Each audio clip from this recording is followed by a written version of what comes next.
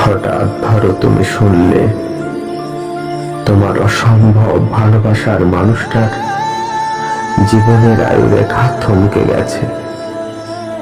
তখন তুমি কি করবে? তুমি তো তাকে তোমার প্রাণোচ্ছল জীবনের শেষ পাতায় রাখলে না।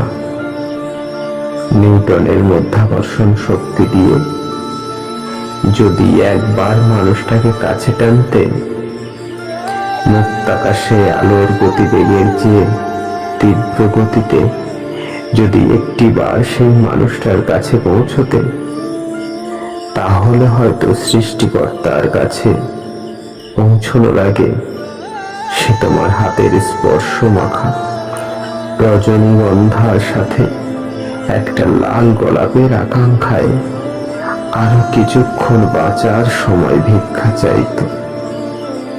কিন্তু তোমার তো অভিমানের লেশ মাত্র হ্রাস পেল না।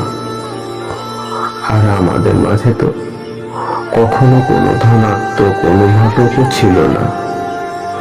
তাই অনুভূতিগুলো ডায়াগ্রামের বন্ধন ছড়ালো না।